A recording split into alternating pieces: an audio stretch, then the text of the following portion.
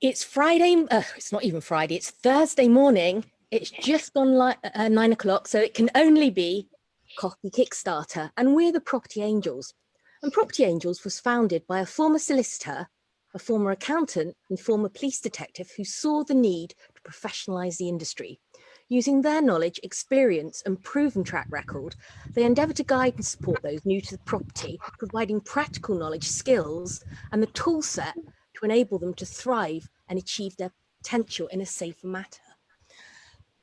Property Angels Coffee Kickstarter series aims to inspire those both new and already on their journey by sharing real life roadmaps from coal-faced practitioners actually walking that talk rather than just talking about it. And today we're delighted to have with us Jane, but before we get to Jane, we'd first like to introduce ourselves. So starting with Sam, would you like to say a few words? Thanks, Karen. So my name is Sam Beddoe. I have a couple of property companies. I have one in service accommodation, and my main property business is Revive Holdings, and that's a development company. Prior to becoming full-time in property, I was a detective in the police force for 23 years, dealing with major crime, serious organised crime, so quite a different way of life to property now. Property business I have now. So I've got experience in buy-to-lets, HMOs, refurbs, title splits, buying at auction, working with SaaS pension money, working with joint venture partners and investors, commercial conversions, as I say, service accommodation. So a bit of a variety there. And as I say, my main focus is now in development. So that's a little bit about me. Brilliant, thank you. And Sarah. Hi guys, thanks for joining us this morning. My name is Sarah Smith. I bought my first property in 2004, just to live in, not as an investment. And then each time I wanted to move properties to live in, which was roughly every 2 years, my broker advised me, you can keep the previous one, let it out, and still afford to buy the next one. So I did that 4 times, very slowly. And I had 4 properties, and I thought, this property thing is something I should probably put a bit more effort into. At the time I was working as a solicitor in London. I carried on doing that whilst I continued to build my portfolio a bit more quickly, excuse me, and continued to do that until my property income exceeded what I was making from my job. So in 2016 I left being a solicitor, I left my job completely and went full-time property. Since then I've done lots of different bits and pieces, similar to Sam. So I have done rent to rent a long time ago. My initial portfolio was made up of single lets that then changed to HMOs, but I'm focusing now more on very simple vanilla buy-to-lets, buy, refurb, refinance. I've kind of come back to that. Also done title splits, auction purchases,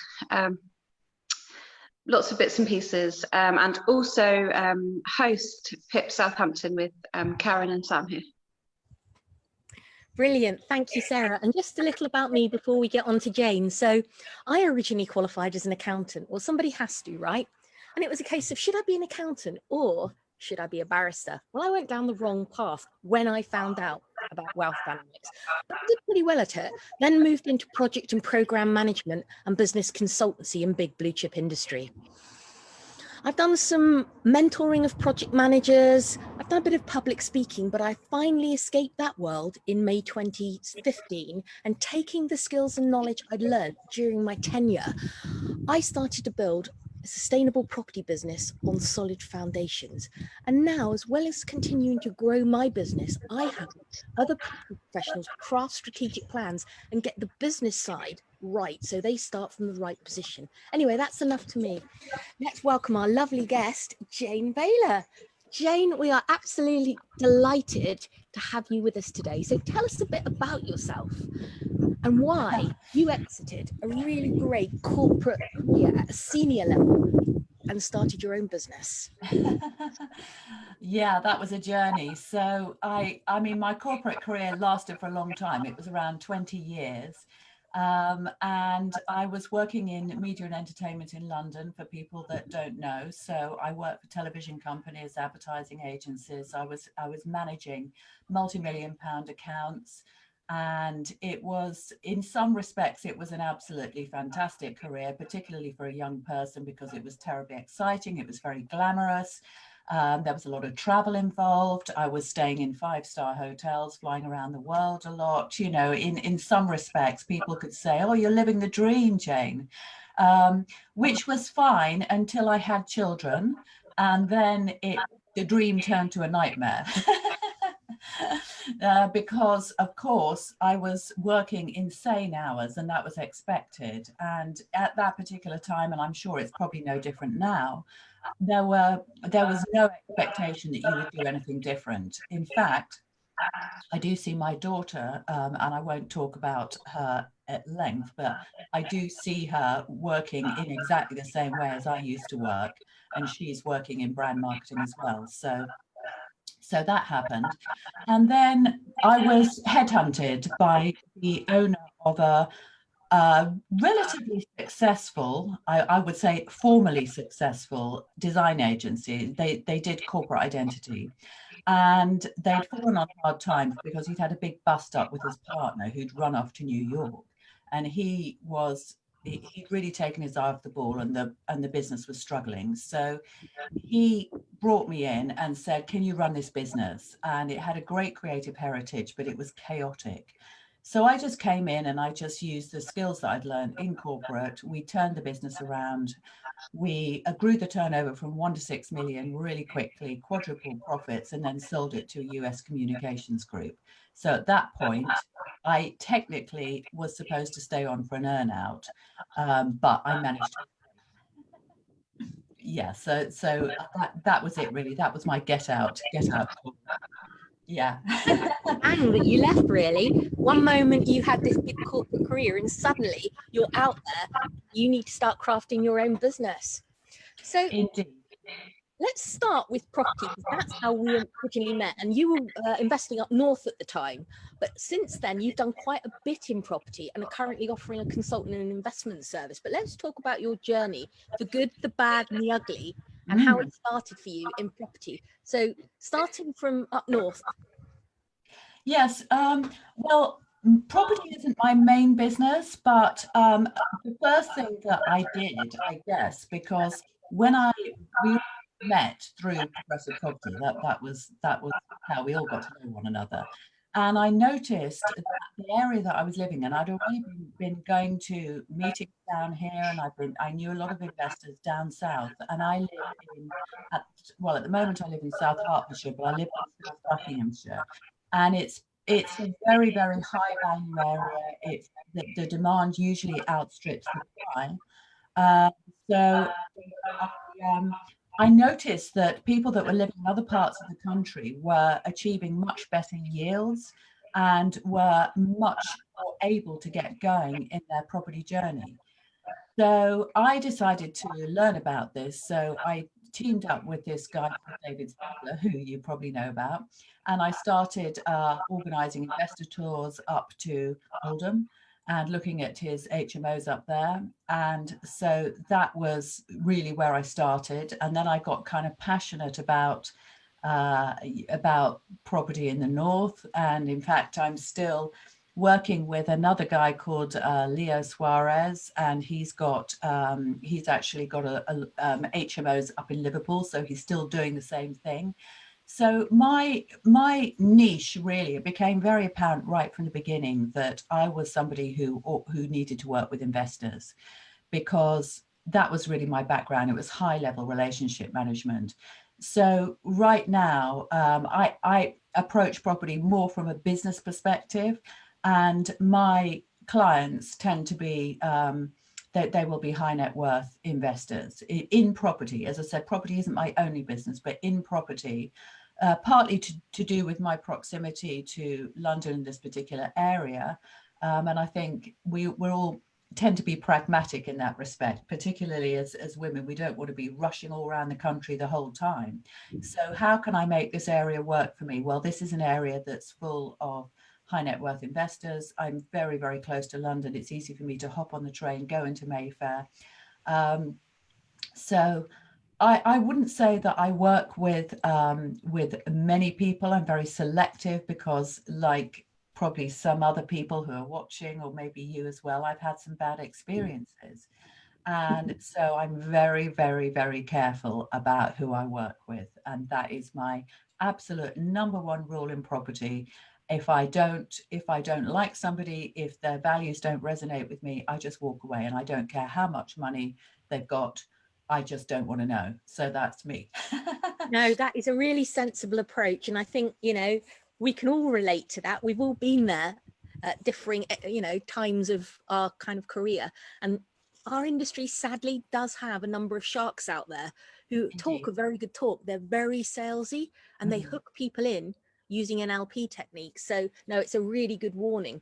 So we'll get on to your other businesses in a minute, because I know you've got lots of other exciting things going on, but do you still have a passion for property? And I know it's a sideline now, but do you still have a passion for it, or is it just another income stream for you? It's mostly just another income stream for me, because what I'm really, really passionate about is my marketing business. But property, once you discover it, you realize that it can be life-changing, of course. And I don't think I will ever leave it behind. I just never will, because why would you?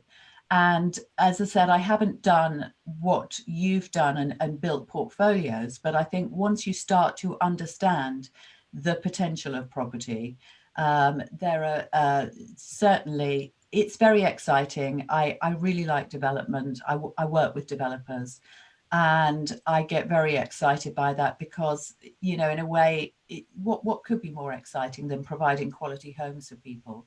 And there are certainly, plenty of people who provide very poor quality homes and poor quality experiences for people in this country. So I love to be able to support people who are doing it right. And I think that's plenty of people that I have met on the journey are very passionately committed to that. And I think that is a wonderful, wonderful goal, apart from obviously the fact that it is quite a lucrative profession as well. So yeah, I guess the answer is yes. Yeah, it's about doing it right, and doing it from kind of like a good place, and actually being transparent on what you're doing, because too many developers out there, they massage their GDV. They're almost on Ponzi level, a number of large ones that we all know. And it's about warning people new to the industry to actually do their proper due diligence and talk to other people that have worked with these people, so they get a real story on where to start, right? Yes, I think the thing about development, I actually was a development investor myself. I was probably in and out of about 4 projects. So what I learned, my God, it was a roller coaster ride, shall we say? Yes, But without naming names, I am aware of one that didn't go very nicely for you. yes, indeed. So all I can say is that I now believe that development investing is definitely, it is not for people who don't understand development. At least it's for 2 types of people. If you're going to go into it on the basis that I did, which is very high risk second charge investing, then you have to, well, be nuts actually, really. I don't think that is, unless there is complete transparency and you're working with somebody who you really know. In other words, they are a genuine business partner. I mean, that's different. If you've gone into business with them and you have complete transparency, and they're very, very good on the numbers, and you can just go straight into Dropbox and see where you are at any given time, and you've got all that history, that's all good. But now, if investors were to come to me and say, should I invest in this project?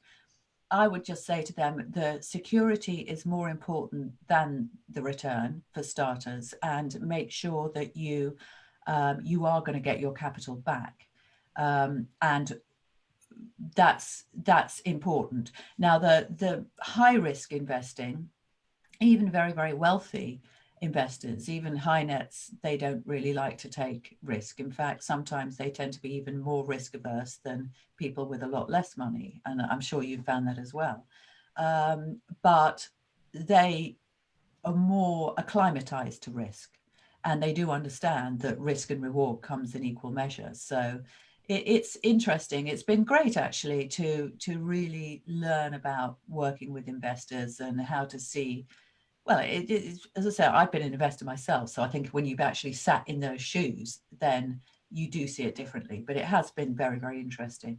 Now, you've made some really good points there, which hopefully everyone listening in picked up on, which is about, you know, it's not all about the return, it's about the security you have. And it's about actually looking at the gearing on the project, making sure your money's secure and that you're going to get it back, because too many people offer amazing returns, which entices people in. And then it just doesn't come to fruition. So I know you've got a number of other exciting ventures that help people, startups, and that includes property people. The problem we have with our industry is too many people don't like the boring business stuff as they see it. They want to jump in and start without actually starting from the right place. And one of the things you've got is the smart connector. So what seeded that idea and how did it end up being the shape it is? So the smart connector, I do like making up names. It's one of my hobbies. So I've had a few kind of interesting, businesses and with interesting names over the years. But the smart connector really came to me. The concept was actually very personally driven. So I'd had some very, very difficult circumstances in my own life in the lead up to the creation of that business. And one of the things was that my husband had an affair overnight and just ran away, like literally overnight, which was a bit of a shock to the system. So that was like, how on earth did that happen? You put your faith and trust in somebody and then you just don't know them at all. And I think something like that is a big shock, and it makes you reevaluate everything. And that also coincided with a very bad experience that I'd had with some people that I got into business with in property. And I just realized that when I really dug deep, that I had been operating, if you like, with a faulty setting for many, many years. And I traced it back and I realized that it came from my childhood. I'm not going to go into that in great detail here. But fundamentally, it was actually disrespecting connection. So I grew up with the idea that I was the only person that could make a difference to myself, that I had to do it all for myself and that nobody else was going to do it for me. That was the faulty mindset that had driven me through life. And at times that has served me because it had made me very reliant, very independent, very driven. And of course, I had results, as you probably heard earlier. But what had happened is that through disrespecting the impact and the power of interpersonal connection, shall we say, because we are all connected, we are all one, I had actually fallen into these relationships with people who were exploitative. And that goes for really my husband. And I feel kind of, even now, I feel a little bit bad about saying that because obviously, we've got children and all the rest of it, but it was the truth. And also these business partners. And so I got really, really passionate about connection as a subject. How do we really understand people? How do we prevent ourselves? How do I prevent myself from falling into that trap again? And how do I take that message out to the world that, look, there are two types of people in this world. There are people who are motivated by power, and there are people who are motivated by people and collaboration. And actually, there is no middle ground. You're either one or the other. And some of these people that are motivated by power, they're also, power is money. So, money is usually their blunt instrument, if you like. These people, they are present in property in droves because property is largely an unregulated industry. So how do you actually protect yourself from those people, other than, as you often talk about the due diligence side of things, which is important? So that was really the birth of the Smart Connector, and then it's evolved since then. Yeah, no, that's really great. And it's, I guess, and something you said earlier, understanding your values and making sure the connections you make are the right connections for you so that you do get that synergy. And you've also got a podcast. Mm. So tell us a bit about that. Yeah, well, I started off by writing a book, and actually the book, when I thought about it, and I actually talked to Rob Moore because I joined his marketing mastermind because I knew that I wanted to build a brand. So I said to him, you know, what should I do? What should I call this book? And he gave me some advice. I didn't really follow his advice 100%, but anyway, obviously he had a podcast. So when I joined the marketing mastermind, I just a lot of other people were doing podcasts as well. And I thought, oh, podcasts, that would be a good thing to do. So to be honest, I just fell into what other people were doing, and I didn't really think it through. I just thought, oh, a podcast is a good way to get your message across. But having done it, I realized the power of it, and it's also a lot of fun. Right at the moment, because I'm putting together some other intellectual property, shall we say, most of the time the podcast is just interviews with people. But the thing that I find so powerful is that it is very synergistic.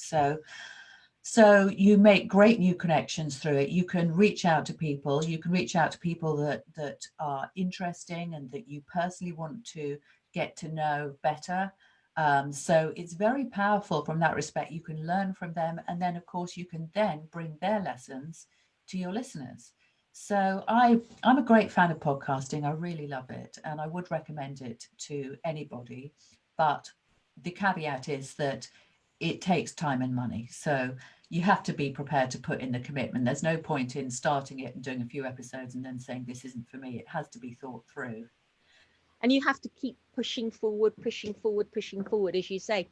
Now, linked to all of this, of course, you've got a couple of London events that you run. You've got your Love the Mojo event, which is personal leadership, empowerment and mindset. And you've got your Pocket MBA, and that's around business scaling up. Can you share a bit more about these events and typically who they're for? Mm-hmm. Well, the Love the Mojo, I'm actually not doing any of those events at the moment because obviously, you know, nobody's doing events, are they, right now? So yeah, so Love the Mojo was the first London event that I did, and I was fortunate to have been offered a space by WeWork for free. So they kind of got behind it. They said, I really, really like what, you know, the concept of this. And of course, Love the Mojo, it was mostly about mindset. It was all about entrepreneurship because that's a subject that I'm passionate about. But it was really a mindset event. So had a very small audience, but it didn't really matter because I didn't have to pay for the venue. I didn't make any money from it at all. Just turned up and got my neighbor involved and her son, and we all turned up, you know, and the crew, and it was yeah, just a kind of experiment, I'd say, because that was the first time that I'd done something like that, and I just wanted to do something a little bit different. It's about enjoying it, isn't it? You know, you've got to be enjoying it, and mindset is one of the key components. You might have the knowledge, but if you don't have the right mindset, you're not going to take the action. No. And we had some great speakers. We had a lot of laughs. The nice thing about WeWork is that they had, you know, beer and wine on tap. Can you believe it? You just so literally people could just turn up, you know, help themselves to a beer and sit down, and it was all very relaxed and really fun. So I really enjoyed that, but it did come to an end because then I think word got out that WeWork were sponsoring these entrepreneurs who wanted to put on these events, and then it became very difficult to get a regular slot. And of course, as you probably know, with meetings, you do need to have that consistency. Yeah. So I kind of gave up doing that. And then the Pocket MBA, that was just, again, something that I love to support entrepreneurs, because I think in the beginning, people get so bewildered, don't they? They just get so lost, particularly if they have come out of a corporate background where all of a sudden they've got no support. They've had all that support. They've had people that they can delegate anything to. I mean, it was a big shock for me, because literally I was sitting on top of this business, and all I had to do was just, you do this, you do that, and you do that, and I'll go off and just, talk to the clients. And then, like, suddenly, if you've come out of that environment, and most people in my circle had, because those are the kind of people that I tended to attract, then you're totally at sea, and it's just like, oh my God, how do I build the team with no money and no business? How on earth do I do it without driving myself into the ground and completely mad in the process? And it's very, very hard, and hats off to anybody that even attempts it. No, it is So, tough. I can yeah, resonate so with that quite a lot. exactly. So the Pocket MBA was just bringing together some of my contacts and just giving them the opportunity to, just inspire entrepreneurs too, No, mixture from property and business. that's really great. And I did follow some of the stuff you were doing on that, and it looked really good. It just time-wise didn't align with other stuff I had going on. But no, that's really excellent. Now, we talked about COVID, and that's impacted everyone. But has it thrown up any opportunities for you that might otherwise not have arisen? And if so, what were they, and how did they pan out? Indeed. So I was in the process of moving my business online anyway, and actually, I've been on a very interesting journey over this period, because I've learned, and this is a journey that I started last year, all about online course creation. And that has been very, very interesting, because it's something that it's a whole skill and an skill set, I would say, and an art and a business skill set, and a technical skill set, and a marketing skill set, all in itself. And just like property, it's very, very easy to get it wrong and to make no money at all. But if you get it right, and I haven't actually, I've launched one of the products, but I haven't done the full launch yet. And the reason for that is because I know that you can either get it, as I said, you can either get it right, or you can get it very wrong. And I'm kind of on a crusade and a mission to really get right to the heart of what it is that is going to, make these courses kind of fly.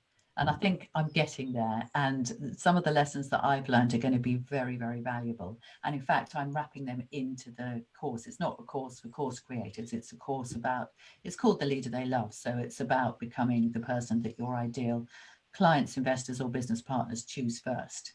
Now that in itself is of course a lot to do with marketing. So yeah, it's really a sort of very much a marketing thing. No, that's great. And I know you've got quite a large following now in your group, which is really good. It's growing all the time. So that will help it, no doubt. So question for you, given all you've got going on and all the various businesses you're trying to run, what does a typical day look like for you, if there is such a thing? Yeah, so it's I kind of work on the 80-20 principles. So really, the property work is 20% of what I do. So I kind of do track and monitor my time, and because I'm mostly just putting people together with other people, obviously have some Zoom calls and conversations. Occasionally, I was in London this week in Mayfair. So occasionally I will go into London, but I try not to do too much of that. So as I said, I'm not poring over spreadsheets, because I'm not very good at that anyway. And I'm not actually doing the work. I'm just connecting people, and that's my little niche. And so right at the moment, that's all I do. So that's my 20%. And then the 80% is really the as I said, the smart connector. So in any given day, sometimes I might have a podcast interview. I might obviously be doing something like this, or I might be interviewing somebody myself. And I will be also looking for guests, although I try to just do that at the weekend. And then I allocate maybe an hour to speak to people who book calls through Calendly, which I always offer people the opportunity to do. And so those would be mostly people that would be inquiring about, my services.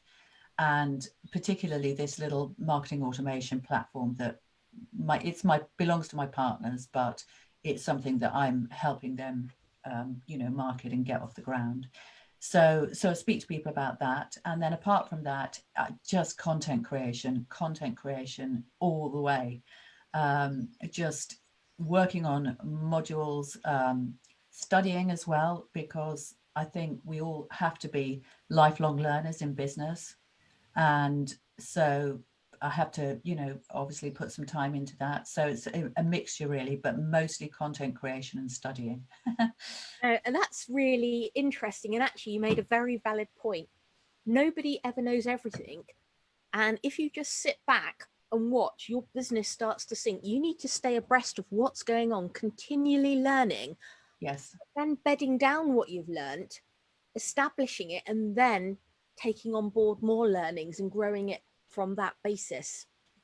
That's, yeah. Indeed. So now, this is not necessarily in monetary terms, this next question, but what would you say is your biggest success to date for you, that satisfied you, that's given you the best feeling, where you felt you'd really achieved something that meant something really significant to you? That's fairly easy to answer, because selling the business was amazing. It was very validating, actually, because it was a real achievement to have grown this business so quickly and exited. And of course, it was rewarding financially. I mean, it wasn't my business, because the business had already been there for 10 years, sadly, because otherwise I would, I'd probably be living in Barbados by now and not working at all. But anyway, but, I had shares in it. That was part of the agreement when I came in. And the I exited with some money, and that gave me the time to look after my children when they were small, and actually gave me some breathing space to get my head around the idea of entrepreneurship. And so it was very, very life-changing. It was life-changing for myself and for my family. And I will actually never forget that incredible feeling when, whooshed up in the lift to the top floor of this, fantastic building in the city, and everybody was sitting there with the gold pens and the papers, and it's like, I can't, but this is actually going to happen. This is really going to happen, and my life is going to be so different. Just signed on, and then, in fact, I've got like a shiver going through me as I even think about it, because it was just such a good feeling. It's always, always great to do a deal that's a really good deal. And I'm sure that you've all had that experience as well. It's a nice, nice feeling, and it gets addictive, doesn't it? It does. And actually, you made a really good point there. And it's probably something you cover in more depth within your Smart Connector program. But too many people really don't know how they want to exit their business. And then when they decide they do want to exit it, they haven't set it up to allow for that type of exit. So actually, where you're able to sell it and you're able to take the big reward up front because of how you've crafted the business. Mm-hmm. It's so important that you build your business to enable that from early doors, really. Well, I mean, people do it in different ways. So before I actually joined this business, it was being run as a lifestyle business. And of course, with a lifestyle business, the owners, they run it to support their lifestyle. So they take out as much as they can every single year and leave nothing in. And I certainly knew plenty of people in media in London who ran their business that way, and they take out £1 million every year. And that was very nice. And they didn't really have any intention of selling it. But I think what I said to this guy when I came in is, he said, I want to sell the business. And I said, well, you can't sell the business and take everything out of it. If I'm going to come in and actually work on this business, I'm sorry, but we have to retain and reinvest, and we have to put that money into marketing. And so that was the agreement that we had. And we did some quite bold things given the size of the business that we were. So we were a bit of a minnow compared to some of our competitors. But one of the things that we did was we chartered this yacht in Cannes twice a year at the television festival. And the reason why we did that was because the bosses of the people that would be hiring us would be there and they would see us. And we knew when obviously these corporate identity, large television corporate identity programs were coming up for, you know, a review. So what would happen is they would walk by, they would see all our banners and the yacht and they'd think, wow, they must be doing well. It was very smoke and mirrors. I mean, we were doing okay, but we were a very small company, as I said, compared to some of these other ones. And then when it was all in a way a little bit Machiavellian, and it was smoke and mirrors, but then that is marketing. And so that was very, very powerful. And we did track the results. And funnily enough, from doing something like that, which was an investment that most people would say that was absolutely insane thing to do, you know, for a business of your size, but it wasn't. It actually proved that it worked. And that taught me an important lesson, which is don't follow the herd. You know, don't do what everybody else is doing. You know, take the lessons from them, experiment, and then do it your own way. Because I'm totally with you on that. And actually, something else you said that I'm just going to draw out a little bit, which was when you first came into the business and you were reshaping it. The other thing the business needed to do was not be dependent on what used to be the founders before you became part of the business.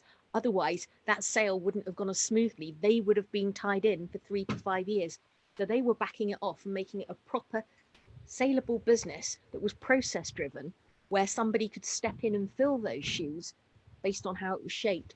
Yeah, no, I heard you say that, but I just wanted to draw that out as well, because too many people don't realize the importance of not having a given individual being the key focus on the business. So take Progressive, for example. At one point, Rob and Mark were the brand. Mm-hmm. And had they tried to sell it at that point, they would have struggled without tying themselves in. Mm-hmm. But no, that's brilliant. So I hear people talking about secrets all the time. And you know what? It's never secrets. It's about not having certain knowledge. And basically working with people who have the knowledge you need so that they can knowledge transfer to you and lead you down the right pathway and share the mistakes they've made to protect you. So if somebody came up to you right now and they were new to business and they wanted to start their own business, escape corporate land, what piece of advice would you give them so they started in the right way?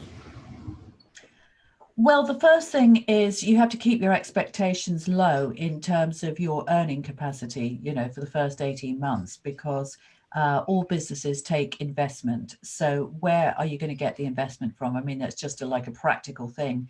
Do you actually have the resources to be able to support yourself for 18 months while you're not making any money? Because in reality, that is people think, oh, it's going to take like 3 to 6 months. And sometimes people will say it's going to take 3 to 6 months, but it can take a lot longer depending on what you're doing. So do you have a bit of a cushion? Because if not, it's probably a good idea for you to find something that is going to make sure that your life isn't kind of completely turned upside down, you know, 6 months down the line. So I think, you know, that's obviously basic advice. And apart from that, in fact, I did a post on LinkedIn about this, about a roadmap, is find somebody else who's done exactly what you want to do, but is further down the line. So, you know, don't find somebody who's done a course in what you want to do and is now turning around and saying that they know all about it too. Someone who has walked the walk and talked the talk and got the battle scars and had the, you know, learned through mistakes. Those are the kind of person, those are the kind of people that you should be learning from. And so, you know, you talk about due diligence. So be very, very clear, start with the end in mind, be very purpose driven. This is what I want to do and this is where I want to go. Have a North Star. That's how I like to put it. That's your North Star. Right. Okay. So who else, when you look at that North Star, can you find somebody who has done exactly that, who's been where you are and started from scratch and actually got to there? And those are the people that you need to follow and kind of bring into your life, not somebody who just talks a good game. That is brilliant. That is exactly what we like to hear, because Coffee Kickstarter is all about real coal-faced practitioners actually doing it, because too many people out there deliver from presentations, but if they're asked to go off piece, they don't have the substance behind them. They're just great presenters, great salespeople, but they haven't ever walked in those shoes and done it. That's really, really good. So what would you say was the best piece of advice you've ever been given that really has stood you in good stead? Well, there's a quote that I love to come back to, which is my favorite quote, which is always be clear about your purpose or others will use you for theirs. That is my number one quote. And if ever I get confused or I get a bit lost or I think, what am I doing or where should I go from now? I just come back to that. And if you're not clear about your purpose, then you have to be, because otherwise you're just going to be all over the place. So you know, you don't have to have a fully worked up business plan from day one. But what you do need to do is you need to have a vision and you need to know where you're headed and why you're headed there. So I think what tends to happen to a lot of entrepreneurs is people tend to kind of come in from left field. And I find that a lot, because obviously I've got a higher profile now than I've had in the past. So a lot of people come to me and I get phone calls and people book calls and they say, I've got a great business opportunity and you would be the perfect person for this. And I'd love you to come into this business and can you work with us? And, so I do get that a lot. And so I have to say no to people a lot. But, it starts happening very early when you go out there and you network. Is people will see if you have some form of resource, it might be knowledge or skill or money, of course, that you will get approached a lot. And it takes discipline to say no. But the most successful people say no the most. And I love that. I love that saying, actually, you said.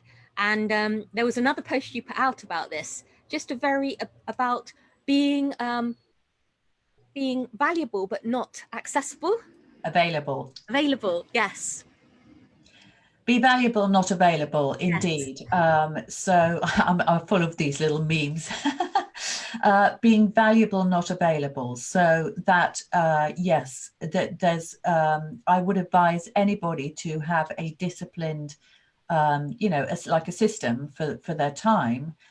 So Calendly or Acuity, any of those call booking systems are really good, because you can actually have a slot in the day where you speak to people. So it could be like 2 hours from 8 till 10 or whatever it is. And then people have to book their 15-minute slot with you in that time. And then you're free the rest of the day to go and do your stuff. And of course, if people need to speak longer, then you can, when you're on the phone to them, then you can offer them a different slot. But I love those little 15-minute calls, because you can get an amazing amount achieved. And I do remember, actually, when I worked in TV, it was Greg Dyke, who was the chief executive of ITV at the time. He was famous for only ever having 15-minute meetings standing up. So he would make everybody come into his office for every meeting, and they'd all have to stand in a circle and they'd have 15 minutes for a meeting. And he was famous for that. And I get it, I understand, because, that all that time that you spend on the small talk or the talking about through the possibilities and so on, it's not always productive time. It's just to do with engagement. And of course, we do need to engage, but engagement is different from actually, results orientated business conversations. No, you are right. I mean, I'm very guilty of allowing people access to me for long periods of time. And it's not that they don't necessarily value what I'm sharing with them. It's just they think they can access me on tap. And so I'm backing off from that quite a lot now. And they do get a 20-minute slot. Mm. So no, that's a really, really good piece of advice. So do you have a favorite tool or resource that you use regularly? I'm thinking it might be one of these calendar things you've just mentioned. Yeah, so my partners have actually got it's a full service digital marketing platform, and it's called Funnel Centric. So I mean, I'm not here to kind of plug it, but you know, I do have access to free trials if anybody did want to have a go at that. And what it is it has every single digital marketing tool within it that you might want, including obviously payment gateways and you know, CRM systems and digital funnel building and membership sites and course creation. It's got everything, anything and everything. And of course the call booking and Facebook pixels, and you know, if you wanted to do all of that. So what they've done is they've dropped in a whole load of templates, so to teach people who subscribe how to do it, use it from a technical perspective, but also from a training perspective. So there's a lot of marketing training that's kind of embedded within that. So I use that. And because I do have a partnership with them, they actually do some of the marketing for me. So I'm quite privileged in that respect, in that I don't have to do everything myself. But that's a pretty good system because it's very integrated. And I started off using lots of different bits of software, and it gets quite expensive actually, and also quite difficult after a while to integrate everything. So it's you know, it's a technical world. I'm not a particularly technical person. I always have to get help because it takes me 10 times as long as it would take somebody who was a more natural mechanic, shall we say, in terms of the wealth dynamic profile. So I think, you know, we all have to recognize our own limitations. And again, it's to do with sort of time efficiency and productivity, in that if we're not working in our zone of genius, shall we say, we do have to pull in other people. And Team Viewer is my secret tool in that respect. I just call up my assistant Dan and say, I can't do this, and he jumps on Team Viewer. And yeah, so I guess that's my secret weapon. No, that's brilliant. So do you have any specific habits now that you wish you'd had when you first started out? That's a great question, and thank you for that, Karen. When I think about habits, I think about the habits that I'd like to ditch, like eating too much chocolate. So I've got that habit. Well, I wouldn't say that my lifestyle habits have changed particularly.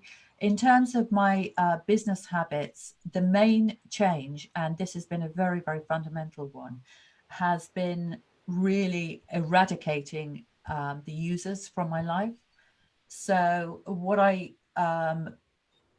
you know, I'm very, very particular about the people that I work with, as I said, and I tend to, you know, I just tend to kind of put them through sort of filters, various filters. So I'm very open to people, and I think you have to be. And then I think you kind of put them to the test, and you sort of look at how they behave. So are they consistent? Do they do what they say they're going to do when they say they're going to do it? That's a big one. Do they lie about anything?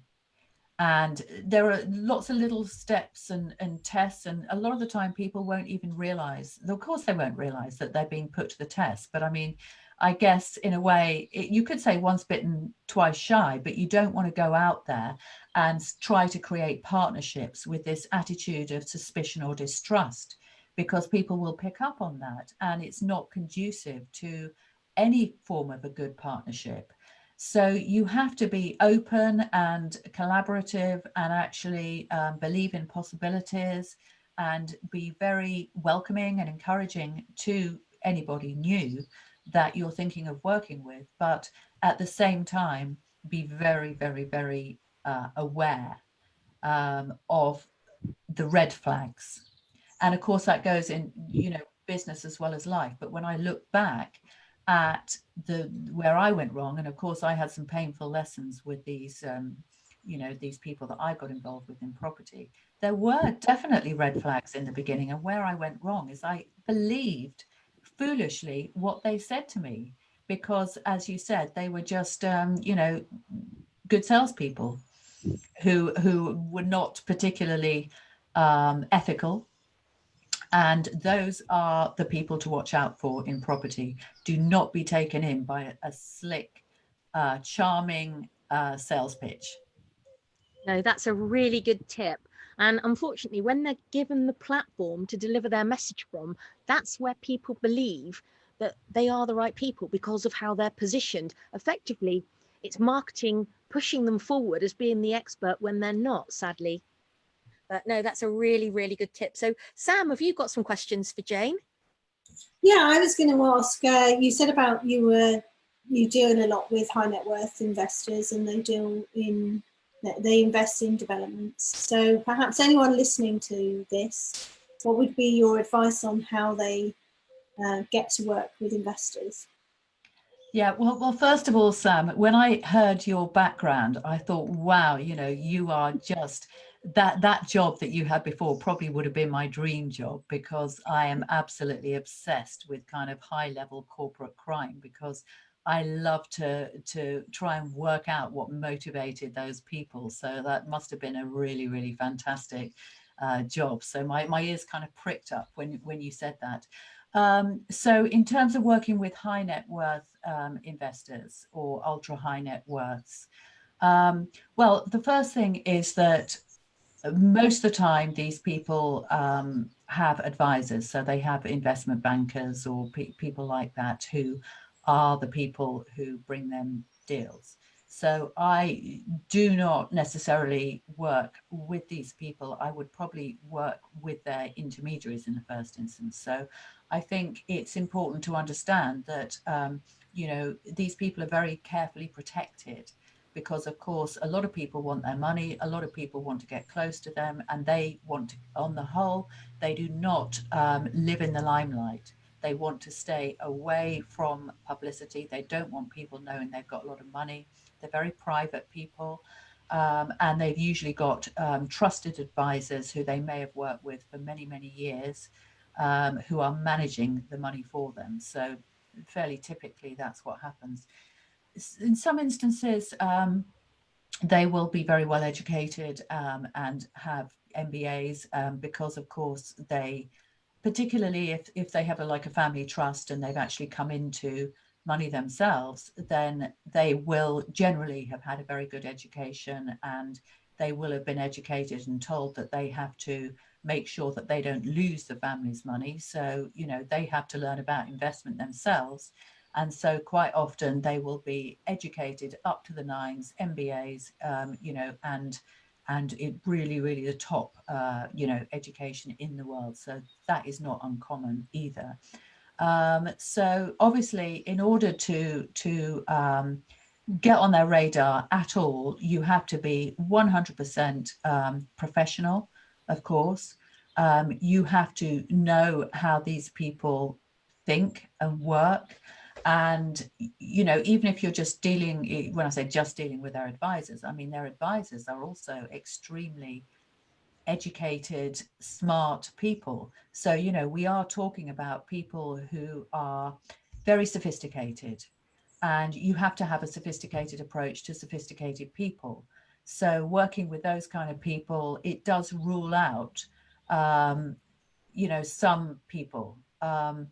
And it's because I spent 20 years doing, you know, really working with you know, should we say, very high level people. Then I think in a way I just kind of naturally found that that was my sweet spot. And I, you know, I did go to business networking meetings and do the thing about, you know, trying to raise smaller amounts of money from you know, from average people. And it just wasn't my thing. You know, I just thought I'm not really using my strengths and my talents and my history. So so yeah, I would say understand the landscape, and as long as you have a very, very, very good product, if you're in development, obviously, as you are, Sam, and you know you've got a very, very strong case for it, these kind of people, they are out there, and there's all sorts of things that, and I'm sure that you're aware of this, but they will sometimes, you know, forward fund, they'll sometimes they'll often want first charge, you know, they might want to, you know, have the ownership of the asset, so that if things go wrong, then they can just take it back. So they will look for protection, and sometimes they will be overly greedy, has to be said as well. So there are a lot of overly greedy high nets and ultra high nets. And of course, the challenge for developers is actually not to be sacrificed at their altar, because it has to be win-win. And when you've got those people who have the best lawyers, the best advisors, the best solicitors, and they're also very highly educated themselves in terms of how to make money and how not to lose it, sometimes they can believe that you are just the worker, you know, you're just the worker, and you know they can get rid of you anytime they want. And I've seen that many times over, with some very, very smart people actually get sacrificed, and it's sad, you know, it really is. So I would say everybody has to keep their wits about them in that world. Excellent, thank you. And you said that you do get involved in collaboration, but you very carefully pick who you collaborate with. What are the sort of key things for you now? Perhaps if there was like 3 key values, what would they be? Well, I mean, obviously, reputation and credibility is the first thing that is important, and you know, the ability to prove that. And I think that's always important in any kind of business, and particularly in property. You know, how can you actually prove that you are investable and that you are credible? And also, the other thing is just you know, interesting projects that are, you know, manageable, because it's actually, it's never that easy to fund development. It really isn't, unless you have somebody that you've been working with for a long time. And I know people who have built very, very profitable and successful development businesses over a number of years through just working with 2 investors. So it is not, you don't need a lot of investors, but it is hard to find the right structure, because once you've got a template, like anything in property, it's very template driven, isn't it? That's why, you know, everybody does these kind of repeatable formulas. It's like, oh, that worked. Oh, I'll do another one, and I'll do it in exactly the same way. So it's really no different working with investors. And in the first instance, it's really about finding an investor who you can achieve a business structure with that is satisfactory to both of you. And so all of that kind of negotiation, all of that toing and froing, they're not going to be willing to put in that time with you unless they didn't already see something in you. So you have to, first of all, before that, you have to know how to build the relationship, and you have to, you know, that's where, as I said, the you know, my business development experience has been useful. And in fact, this is something that I want to actually teach investors. I wouldn't teach property because I don't think that I'm really the best person to do that. But what I can do is I can teach people how to build relationships with anybody, and how to do it, you know, how to get on their radar. And it's really about getting on the radar in the first instance, and then building it out from there, and making sure, you know, you don't put a foot wrong, really. Or, you know, in some instances, they are going to be the ones that put a foot wrong. And so you've also got to, you know, it's a balance, isn't it? You've got to watch out for them putting the foot wrong, and actually, you know, the that greed kind of coming up. Thanks, Jane. It's interesting. Sarah, do you have some questions? Yeah, hi Jane. Really Hi. really interesting this morning. You do a hell of a lot of different things. If you could pinpoint one thing, what would it be that gets you up in the morning? Well, I'm very, very passionate about my smart connected business, about the course that I'm going to launch, the Leader They Love. And really, I am a creator more than anything. So I love the process of creation and content creation and really ideas. I'm really Is that your most dynamic profile? Are you a creator? Yeah, I'm a star creator. Yeah. So therefore, the relationship stuff is obviously the star, and the creator is that's yeah. I'm kind of a mixture of both. So I have a lot of weaknesses, like everybody does, and I have to work with other people and create partnerships in order to to should we say, manage those weaknesses, because none of us are good at everything, are we?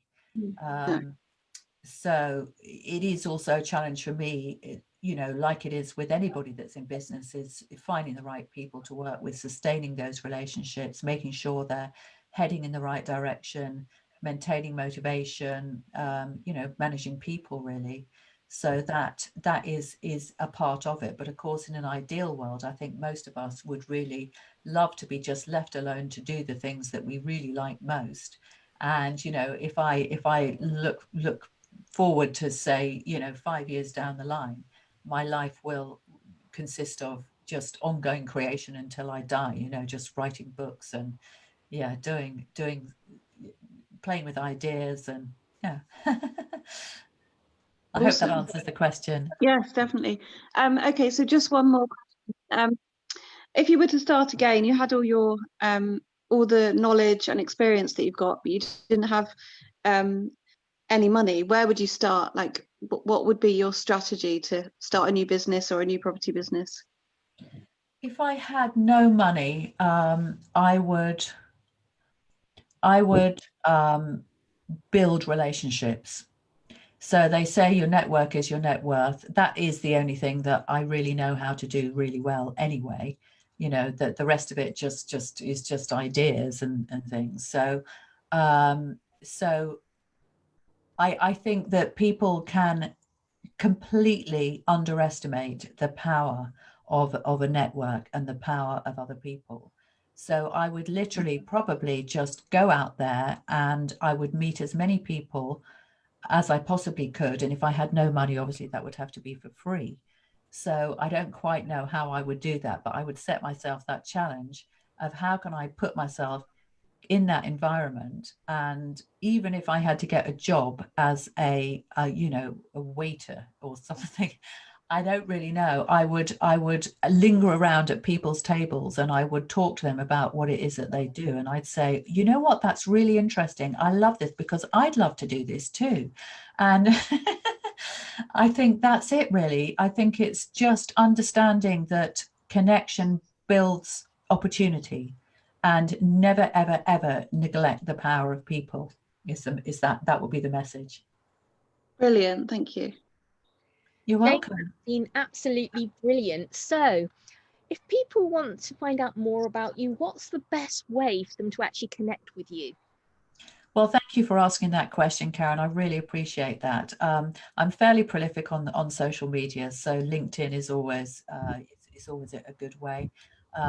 I have the Smart Connected group on Facebook, so please, feel free to request to join the Facebook group or contact me personally via Messenger. I'm also on Instagram, Twitter, and not so much on those. So those are all good good channels. Thank you. That's brilliant. And thank you everyone for joining us. And this is the end of today's Coffee Kickstarter, and it's been brilliant as usual. Thank you everyone, and bye. See you next week. Thank you. Thank you. Bye. Bye everybody.